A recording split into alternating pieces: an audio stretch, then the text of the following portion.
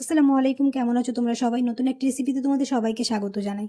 আজ তোমাদের সাথে শেয়ার করব সবার পছন্দের ম্যাগি রেসিপি। এরকম ম্যাগি থাকলে ছোট থেকে বড় সবাই খুব পছন্দ করবে। দেখে নাও তাহলে আজকে রেসিপি।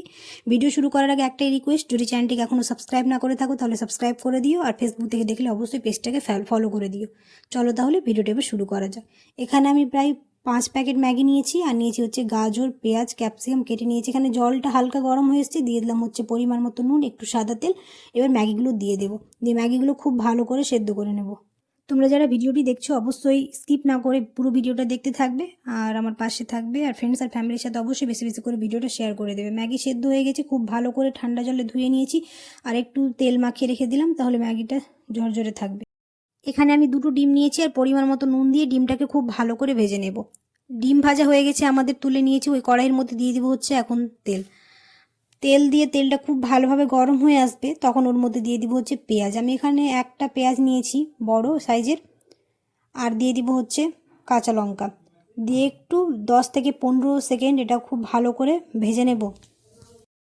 অনেকেই তো অনেক রকমভাবে ম্যাগি বানিয়ে থাকে, একবার এরকম করে ট্রাই করে দেখবে, ছোট থেকে বড় সবাই খুব পছন্দ করবে। তোমরা অবশ্যই বাড়িতে ট্রাই করবে। এবার গাজর আর ক্যাপসিকামটাকে ভেজে নেব।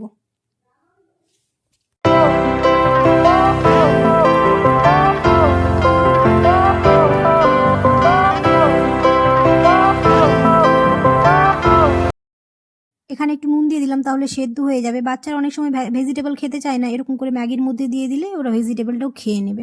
তারপর এখানে দিয়ে দিলাম হচ্ছে একটু কাশ্মীরি মরিচের গুঁড়ো, তাহলে কালারটা খুব ভালো আসবে। দিয়ে খুব ভালো করে সব কিছু মিক্স করে খুব ভালো করে সবগুলো ভাজা হয়ে গেছে।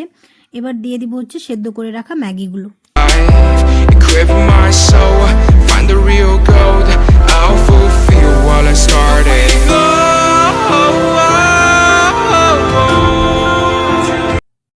এবার এখানে দিয়ে দিলাম হচ্ছে 1 চা চামচের মতো ভিনিগার, দিয়ে খুব ভালো করে মিক্স করে নেব।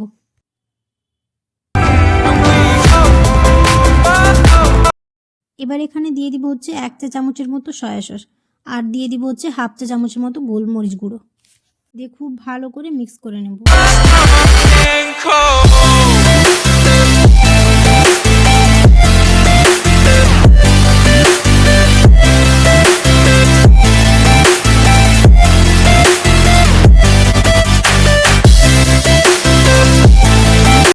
এবার দিয়ে দিব হচ্ছে 2 চা চামচের মতো টমেটো সস, দিয়ে খুব ভালো করে মিক্স করে নেব। আর দেখতেই পেলে কত তাড়াতাড়ি হয়ে গেল। তোমরা অবশ্যই এরকম করে একবার বাড়িতে ট্রাই করে দেখবে, খুব ভালো হবে খেতে। বাচ্চাদের টিফিনে নিয়ে যাওয়ার জন্য হোক বা বাড়িতে খাওয়ার জন্য একদম জমে।